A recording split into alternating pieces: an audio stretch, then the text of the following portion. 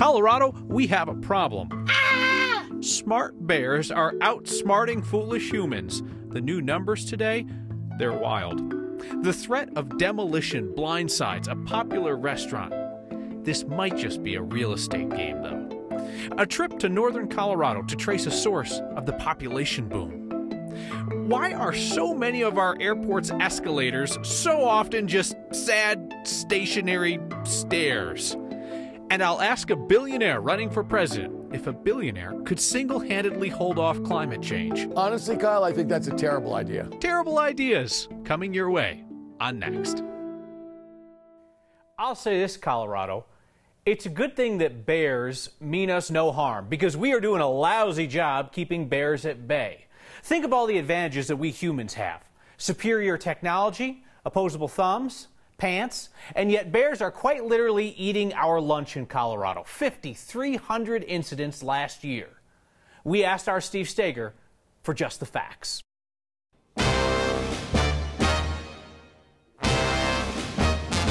Ladies and gentlemen, the story you are about to see is true. The music has been slightly altered to avoid copyright infringement. Previously, there was multiple reporting forums on our bear conflicts.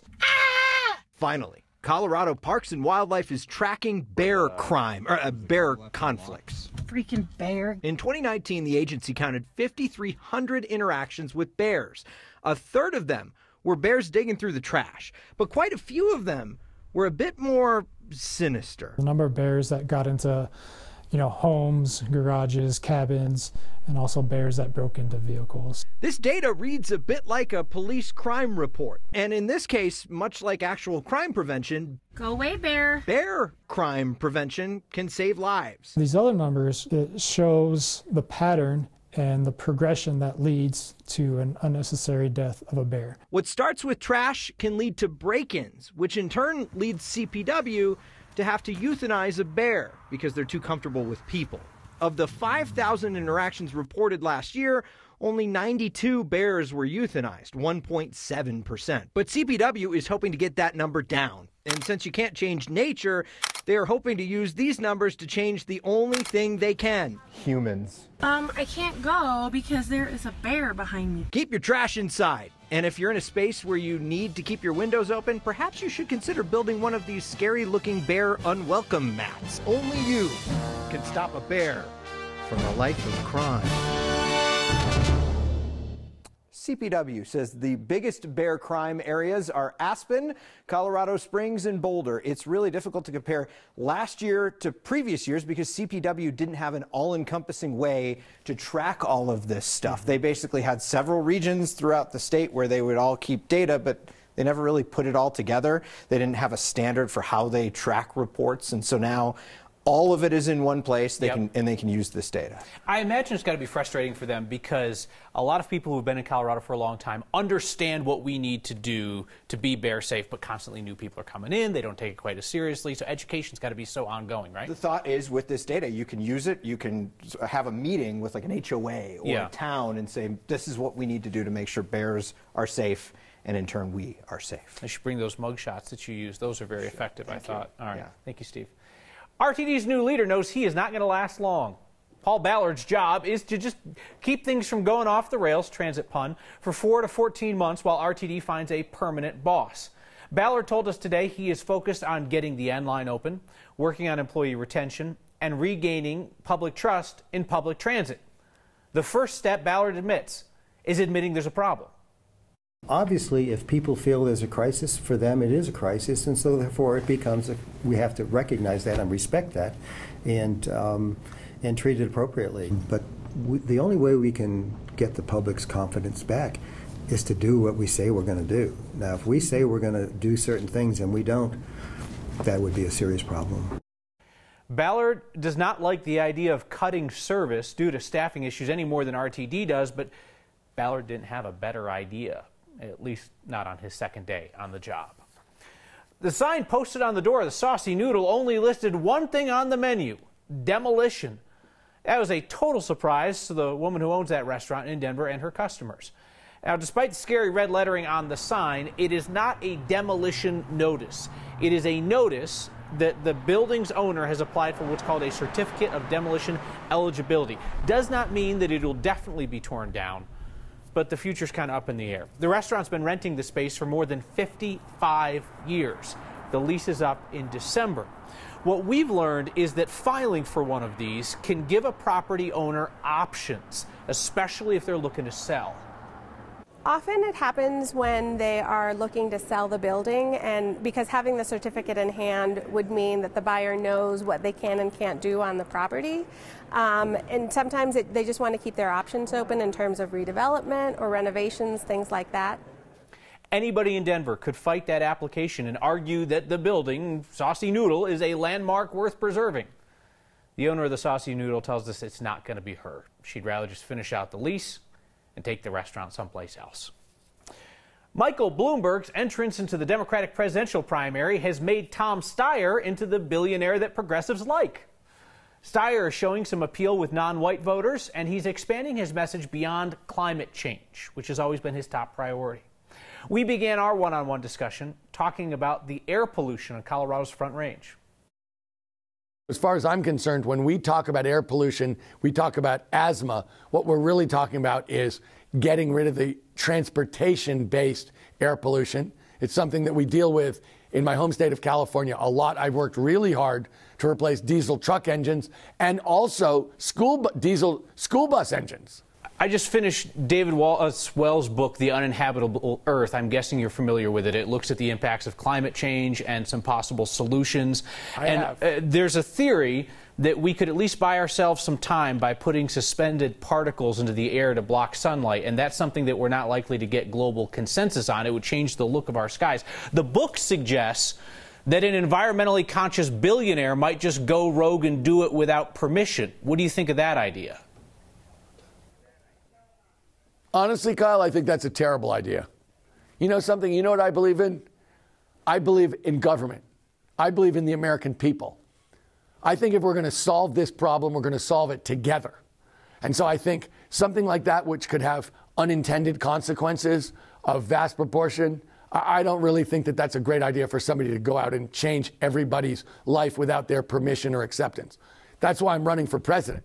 Because, in fact, the way that we can do this in a democratic way is to come together and decide to do it and do the right thing together. That's the American way. Do you think that future Americans should have the same pathway you did to amass a fortune and choose to keep it if they wish?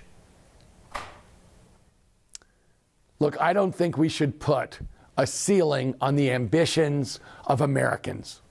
I do think I would change the tax structure dramatically and start to charge people fairly who are rich people and big corporations. Yes, I would have a wealth tax, Kyle, just so you know. I proposed that for over a year and a half. What we've seen is a concentration of income and wealth in this country that is wrong, it's un-American, it's unjust, and I would work against it as fast as possible. But I would not say to people to put a ceiling on their ambitions. Tom Steyer used to support fracking, and I asked him how he came to change his mind. You can see that in our full unedited interview on the next YouTube channel. That's where you'll find my discussions with Senator Bernie Sanders, Senator Amy Klobuchar, Tulsi Gabbard, and former Mayor Pete Buttigieg. We extended invitations to all of the major Democratic candidates, as well as President Trump, head of Colorado's primary next Tuesday. Take a drive north up I-25 and you will see houses sprouting out of farm fields. It's not just the cheaper land and the open space fueling the population boom. It is also the economy driven by people looking for a college degree. Our Mark Salinger reports from Fort Collins.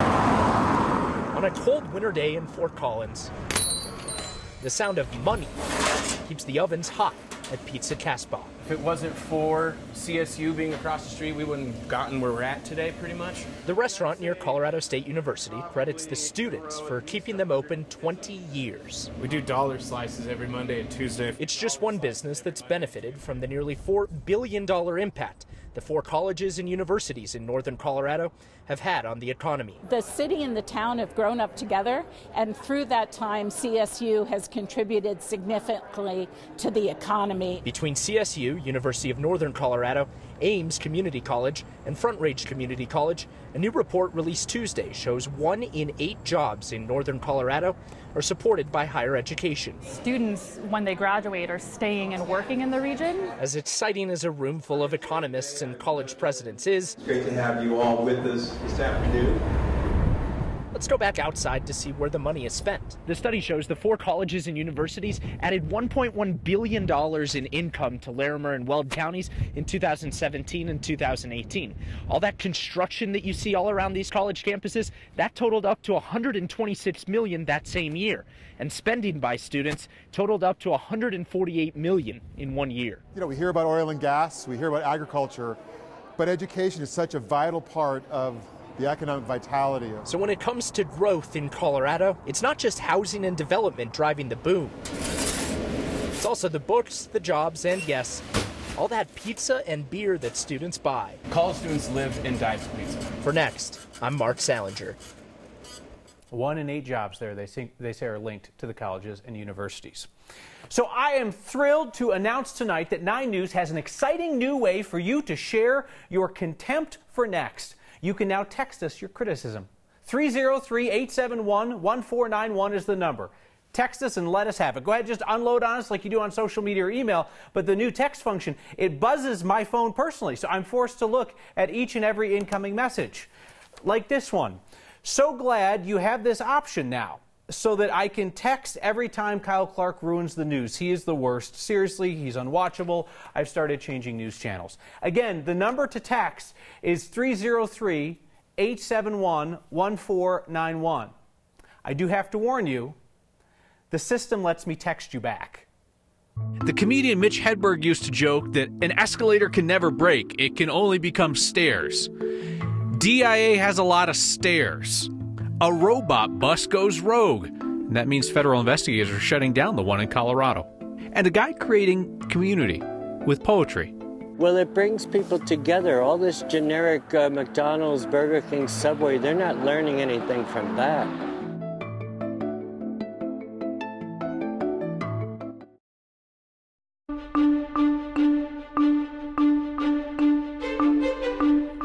I know you're probably saying, is it only Tuesday with another round of snow and wind? But yes, and once this system rolls out tonight, you are going to love the weather pattern. Today, our high only 30. Temperatures held in the 20s for much of the day. Winds, which have topped 60 miles per hour out near Lyman, creating whiteout conditions and blizzard conditions east of Akron and Ray, down to Parker and Elizabeth. Finally, the winds are easing, coming in out of the north as this low pulls away. The wind and snow decreasing. The winter weather advisory scaled back to 7 p.m. for areas like Burlington. Here along the Front Range, some leftover snow showers, but the trend is for less snow as skies clear, the winds let up, good radiational cooling. We're going to have a real cold night tonight with overnight low temperatures in the single digits and our wind chill in Denver down to about -8. So we'll call it clearing and cold with less wind, that low at 6 tomorrow. A cold start, a warmer day, low 40s. And then check this out. We've got 50s for Friday, close to 60 Saturday and Sunday. Chance for snow Monday into Tuesday. That storm does not look significant or overly cold, and it is a new month, so perhaps it's a new weather pattern. In the meantime, you can get up into some of this great, well, the powder is going to be amazing, Kyle, for skiing and snowboarding. Thank you, Kathy. Those driverless buses seem like a great idea until you hear about the braking problems. Basically, it's Frank Costanza's Stop, Short, and Grab.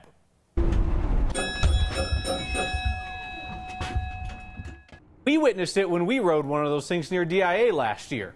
Now, a serious injury on a bus that abruptly stopped in Utah has federal regulators taking him off the roads. This poor guy, Utah State employee, fell when the bus abruptly stopped for no reason. The only one of the autonomous buses being used in Colorado right now was in Golden on the NREL campus. They received notice today they had to take that shuttle out of rotation. They said they did it. They told us they didn't have any kind of braking issues with the one that they've been using since August. They're now shuttling humans the old-fashioned way, with other humans. Our next question has come in over the years from a ton of you. Mike, Betsy, Jack, Kyle, Raymond, Garrett, Asa, Patty, Carrie, all wanted to know why the escalators at DIA always seem to be broken. Our Marshall Zellinger has had to climb that escalator staircase a time or two himself, so he set out to find the answer.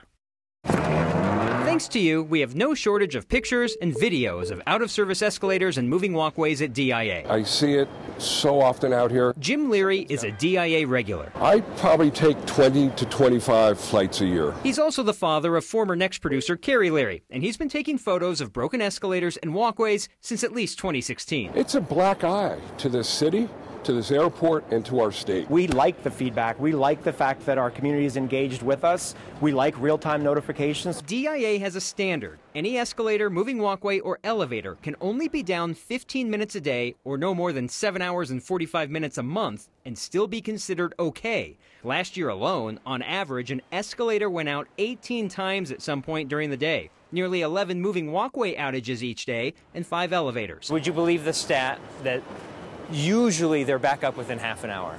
Statistics are like a drunken man on a lamppost. They can be used for illumination, but not for support. On any given day, you may see an escalator out of service somewhere in your journey, but for the most part, they're up and operational 24 hours a day for 25 years now. At DIA, for Next, I'm Marshall Zellinger.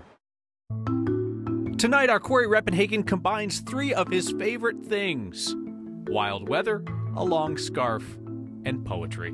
And a series of new art installations in Lakewood could use that kind of energy. It's whimsical, it's colorful, it's bright and impactful. It's basically empty. Next.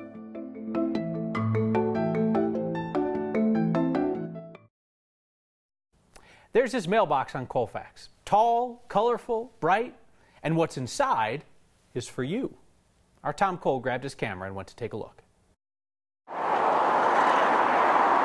Oh, the things you see on Colfax. It's whimsical, it's colorful, it's bright and impactful. It's as if a page from a Dr. Seuss book came to life in Lakewood. I'm a writer, so I find this to be a very interesting piece here in Denver. Hi, I'm Peter Missing. I'm a musician, artist from New York City. Missing found this mailbox to his liking. I just moved to Lakewood and I'm checking out the area, and I came across this interesting piece of artwork here about dropping off a poem and picking up a poem. It does kind of stand out. I call it urban folk art.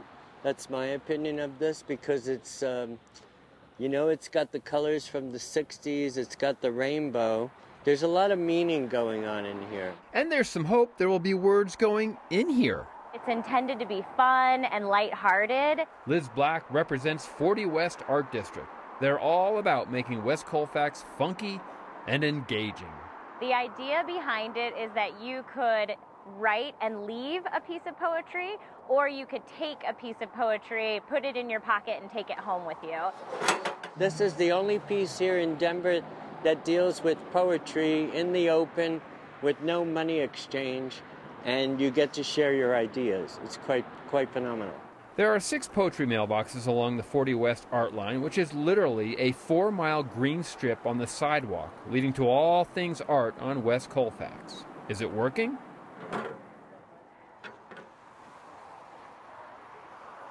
Okay, there is actually a little piece of poetry in here. It says the author's name is Peter Missing, and the poem reads, "Easy to be negative, hard to be positive." Special thanks to the artists who made this. It cheered me up today. For Next, I'm Tom Cole. Corey Reppenhagen is on the Weather Beat.